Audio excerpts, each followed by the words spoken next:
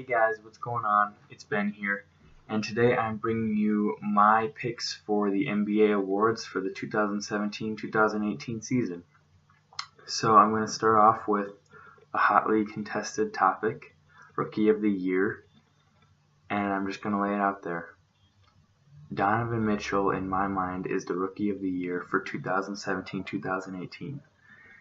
Ben Simmons has had a great year as well. I think that really you could pick either one and you wouldn't be going wrong, but Donovan Mitchell has been averaging 24-4 over the season compared to Ben Simmons, who has been averaging 16-8-8.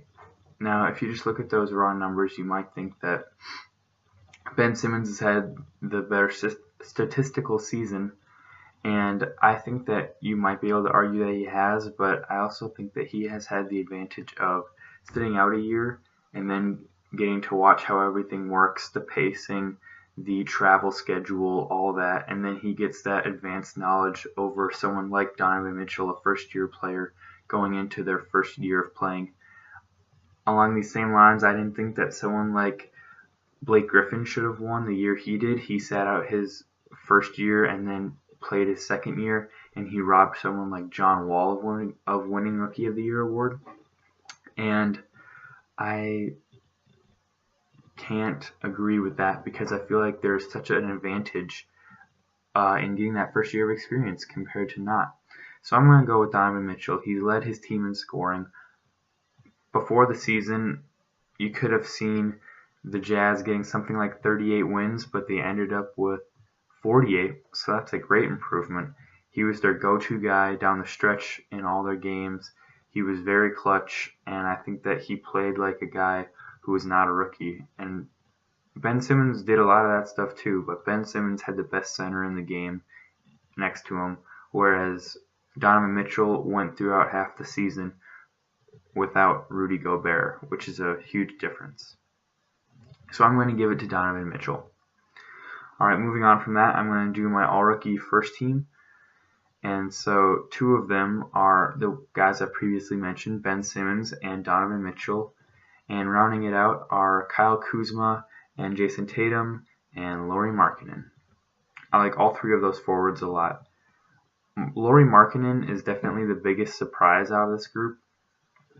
This year he scored 15 points a game along with 8 rebounds and 1 assist a game.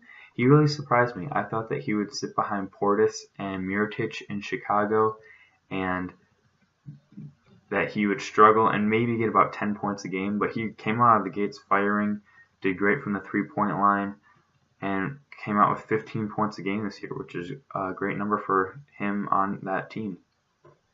Along with that, Jason Tatum had 14 points a game this year.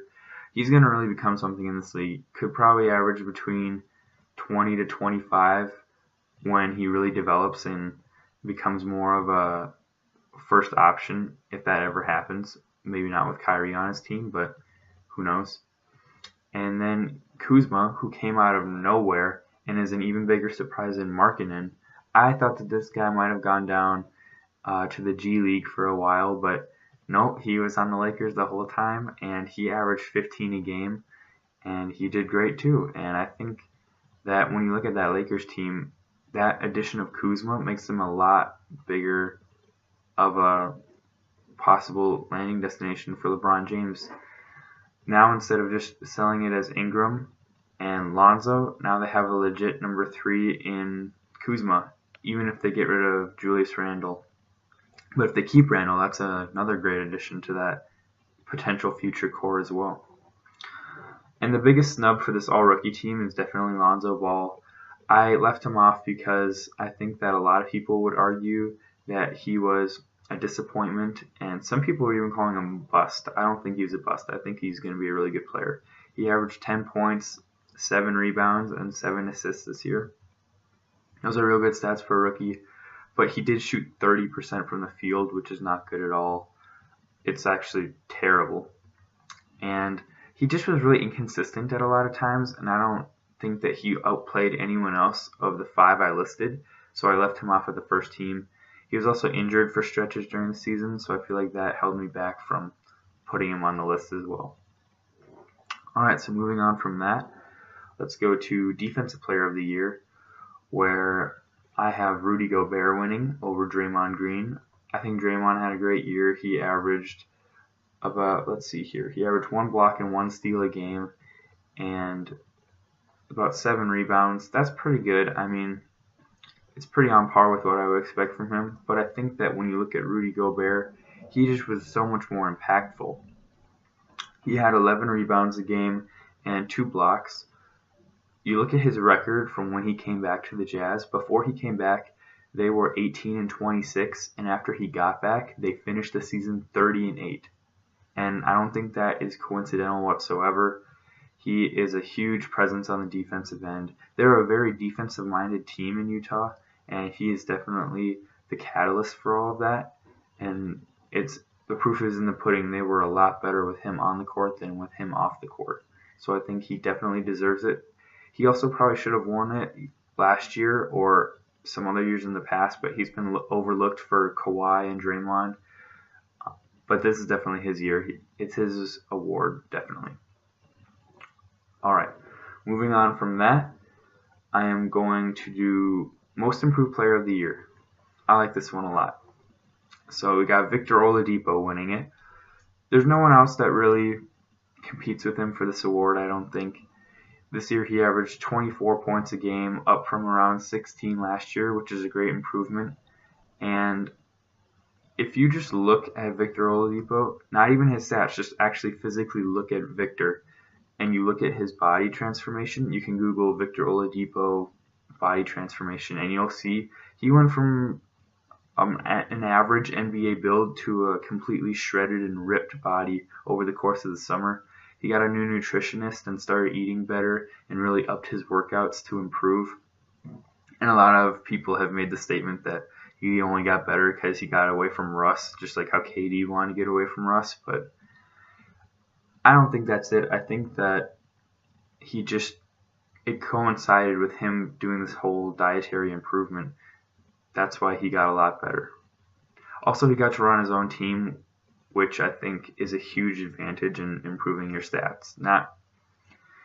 Not saying that he's goosing his numbers or anything, but I think when you're the first option instead of the second option to Russ, especially Russ who handles the ball so much, when you're the first option and you're bringing the ball up the court, you're obviously going to score more and have more opportunities to make plays. So that's why his numbers have probably improved a bit. Also, they're the 5th seed. That's amazing. Victor Oladipo is heading up a 5th seed. I for sure thought that they would be the 14th team in the East, so I was dead wrong. So they are doing great this year. I don't think they'll beat the Cavs, but you can check out all my predictions about that in my other video. But Oladipo's done great. He definitely deserves it. Okay. I'm going to do my defensive first team now. So at center, I got Rudy Gobert. Obviously, if he's winning Defensive Player of the Year, he should probably be on the defensive first team. Although, look it up. There have been times in the past where Defensive Player of the Year has not been on the defensive first team. It's pretty interesting stuff. Alright, moving on from that. In the forward slots, I have Draymond Green, obviously, if he's my runner-up, and Anthony Davis, who led the league in blocks with 2.8. That's pretty amazing. And a lot of people forget because he's such an offensive force, but Anthony Davis came into the league as primarily a defensive player, and he's always had that defensive presence and mindset, but he's just improved his offense so greatly that people often forget that he really is a great defensive player as well. Alright, and in the guard slots, I have Victor Oladipo, who led the league in steals with 2.4. And then I also have Paul George, who had 2 steals a game. He did really well on the defensive end, as he always does. And so, interesting in that I had no point guards on the AllNBA defensive first team, but I don't know, Chris Paul missed time, and he wasn't leading the league in steals like he usually does, and so I left him off. Tony Allen's way too old, so you can't put him on there. But I think that Paul George is a good defender as always, so he deserved a slot just as much as anybody. I put him at guard. He doesn't normally play guard, but he sometimes does. He did it in Indiana for a few years, and they still had Danny Granger, so I feel like it's fine to put him in the guard slot. Alright, now I am going to do my countdown for MVP candidates because, as you might know, on NBA ballots for voting for MVP, you don't just put the one person you think, you put your top 5 or top 3. So I'm going to do a top 5 because it's more fun to do more. But I'm going to start off with my snub. So this is who I would put 6th. So I'm calling it a snub, but basically they're 6th place. Okay, I had Russell Westbrook as my snub. He did average a triple-double again. He did have 25 points a game. But if you look at his team's overall wins, they only had 48. That's only one more than last year, and they added a perennial All-Star and a future Hall of Famer who's still at the twilight of his prime in Carmelo Anthony, and yet they only improved by one game. That's totally disappointing. I put a lot of it on Westbrook because I feel like he's the one always with the ball, and he controls so much of the offense in OKC that a lot of it is his fault. And they would get on runs at some points, but then at other points they would just totally fall off and have a terrible 2-week stretch. So there's so much inconsistency, I can't put him in the top 5. Alright, coming in at number 5 on the list is the man, the myth, the legend, the Canadian sensation. It's DeMar DeRozan. Now, DeMar actually didn't have as great of a statistical year as he usually does. He only averaged 23 points a game, down from 27 last year. But he did improve his three-point percentage from last year by 5%, up from 26 to 31, so that's pretty good. And I think the real difference here is the win totals. Last year, they're the 3 seed, and they did okay. They won about 50. This year, though, they won 59, and that's great. I really wanted to see them win 60 wins because I feel like that would be one of the most underrated 60-win teams of all time. But DeMar was the leader of this team. He was the catalyst, and he really worked hard this summer to improve his gameplay. And I think that definitely translated to the win-loss column in that they are the 1 seed this year instead of a 3 or a 4. So DeMar DeRozan, number 5 slot. Alright, coming in at number 4, the guy out west who everyone says is underrated, but I don't think is anymore because he's coming in as one of my top MVP candidates. It's Damian Lillard. He averaged 27 a game this year. He had 5 rebounds and 7 assists. 5 rebounds for a point guard, that's pretty good. So we got to hand it off to him there. And 27 a game, obviously that's great. And Portland is the 3 seed. I could have easily seen them not even making it into the playoffs, but they're the 3 seed. That's just astounding to me.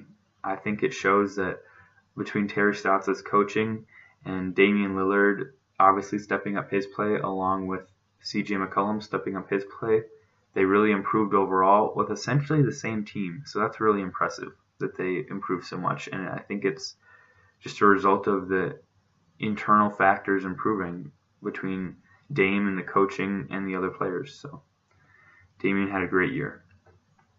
All right, moving on to number 3, we have Anthony Davis. AD had a great year. He scored a ton of points. He had about 28 a game and 11 rebounds a game, and he led the league in blocks with 2.8. And he did awesome once DeMarcus Cousins went down. I was one of the people who believed that they were going to not tank, but just do terribly and fall out of the playoff race, but they did not. They had a great run, and they finished as the 6th seed. And he had about a 2-week stretch there where he was just unstoppable, and they had the win streak going, and everyone was jumping on the AD for MVP bandwagon. But then they didn't cool off, but they just came back down to earth, and he played still really good. Just the team overall started doing more average. And so I think, if they would have kept on that roll until the end of the year, I think he definitely would have won the award. But because that's not the case, I don't think he wins it.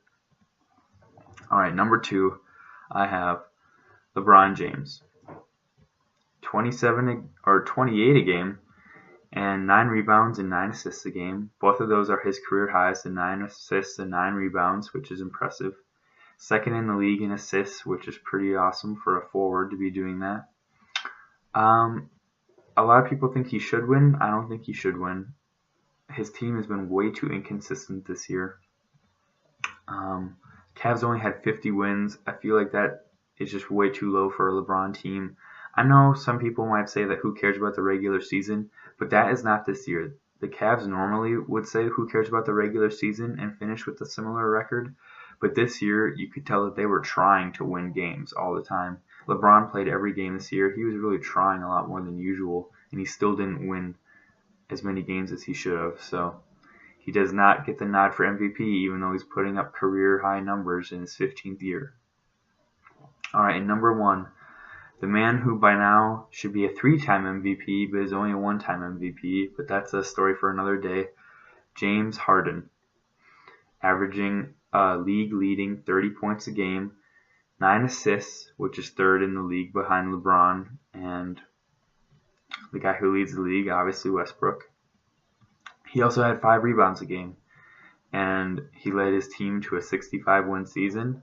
That's him in the background, by the way, if you didn't notice that. The addition of CP worked great, and they played wonderfully together. D'Antoni's system really flourished with the 2 point guards and a star handling the ball all the time. But it really all ran through James, and he really made it all happen. I think a standout moment for him was the 60-point triple-double. That was really amazing, and it's a great moment for him. And I think when you look back, that might be his MVP moment, if you will, of the season, where I think people really said, yeah, he's definitely the heavy favorite. So I got him winning. He deserves it. It's his. Not really a big debate about it to me. He's pretty clear-cut above the rest, but they all had great seasons, obviously, of everyone on the list. All right, so I'm going to move on to do my All-NBA teams. So I'll start with the 3rd team, and then we'll work our way up because maybe the first team would be the most exciting. So on the All-NBA 3rd team, at the guard slots, I have Steph and I have Kyrie. I think both of these guys would have been a lot higher, but they both got injured midway through the season, and that really hampered their production for the rest of the year because they missed a lot of time. They probably would have both been on the 1st or 2nd team for sure if they wouldn't have missed that time. At the forward slots, I have LaMarcus Aldridge and Draymond. Draymond put up a great year again. He was great defensively, and he's a good point forward for his team when they need a ball handler besides a point guard. So he's as versatile as ever. He deserves a slot on the All-NBA teams. And in the other forward slot, Aldridge, he had a great year. Definitely a bounce-back year. It's about the dictionary definition of what a bounce-back year is. He upped his scoring by 6 points a game from 17 to 23. He also improved his rebounds by 2 from last year, from 7 to 9. And he also shot better, 47% last year, 51% this year. I think he really got his confidence back from going from the 2nd option behind Kawhi to going back to the 1st option, because that's why he originally came to San Antonio, was to be the 1st option. So he finally got that opportunity.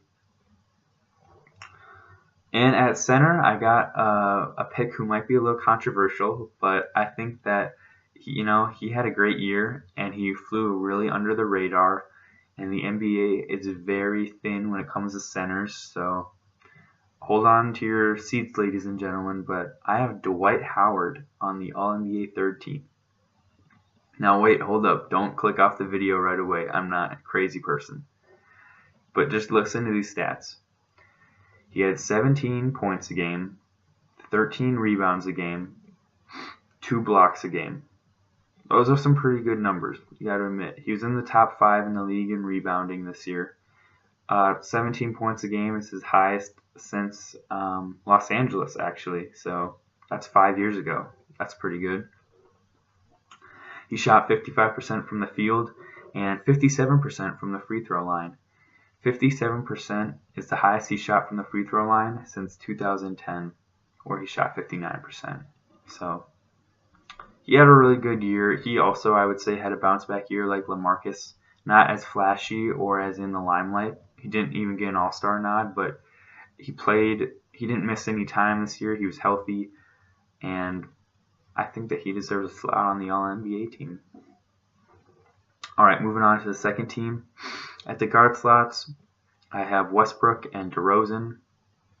Westbrook, of course, averaged a triple-double again. Had great individual numbers, so you gotta give him his respect. DeRozan led his team to the 1 seed, 23 points a game. Did really well. He deserves a slot on here, of course. At the forward spots, I have Durant and Giannis. Durant had a great year as well. They struggled a bit down the stretch. You know, they were 7-10 down the stretch the last 17 games. That's a little bit concerning. They really should be able to finish with more than 58 wins, but oh well. He still had a good year, about 25 points a game. He helped fill the void of Steph being gone, but they play closer to the rest of the league when Steph is gone. But Durant still had a good individual year. Giannis averaged about 26, 27 points a game this year. 10 rebounds, 5 assists, really good line. But his team really underperformed, and I'm going to put some of that responsibility on him because he's the best player and the leader of the team, or at least he should be the leader of the team if he's not. They were the 7th seed this year, and I really think that they had the talent base to be as good as Philadelphia. They could have won 50-plus games and been the 3 seed or the 2 seed. I don't see why they're the 7th seed. They obviously fired Jason Kidd, and something was going wrong there, but in my opinion, they really underperformed as a team, and I'm going to lay that at the feet of the best player on the team, so he gets some blame for that, but he did really have a good year as far as statistics go, so I'll give him some props for that. And at center, I have Karl-Anthony Towns. He led the Timberwolves to their first playoff appearance since 2004 with the help of Jimmy Butler and Wiggins, and he had a really good year. He was a first-time All-Star this year. He averaged 12 rebounds a game, and as far as points, he was in the 20s, which is pretty good for him. A little bit less than last year when he had 25 because they had to make room for Jimmy's scoring output, but still really good numbers. And he definitely deserved a spot on the AllNBA team, of course. All right, and moving on to the last piece of the puzzle to this AllNBA gambit, we have the AllNBA first team. So at the guard spots, I have James Harden and Lillard, and I've already talked about them in my MVP discussion. They both had outstanding years. Both led their teams to great records compared to what the expectations were, and just put the ball in the hole and went to work all year long. In the forward spots, I have AD and I have LeBron. Both did great. Already talked about them a bit, so you know what the background is for why they're on here. Both put the ball in the hole a ton, and AD led the league in blocks, which is great, and LeBron set career highs in rebounds and assists, so that's awesome too. All right, and at center, rounding it all out, I have Joel Embiid.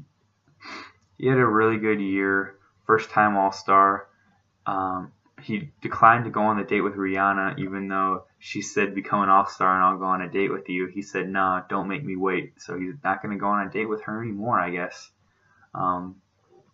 He really was the best player and the leader of the 76ers for most of the year. He just is a transcendent talent. He's Hakeem Olajuwon 2.0. He's everything Hakeem is, but he can shoot threes. So he's the evolution for today's game of Hakeem Olajuwon.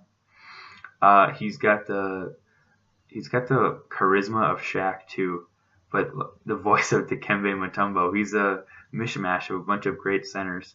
He averaged 2 blocks a game, so he's a defensive force as well as an offensive force. And he just is the whole package with the asterisk of can he stay healthy. He's not going to play in Game 1 of the Eastern Conference playoffs. He's supposed to come back at some point. We'll see. But yeah, he did have a great year, even though he missed some time at the end. He definitely deserves the first team center slot. So those are my picks, guys. I ran through all the awards. I explained them, and hopefully you agree with me. But hopefully you don't too, because a great debate is always a good thing. If you have different thoughts, leave them in the comments. And I'll see you next time. All right, bye.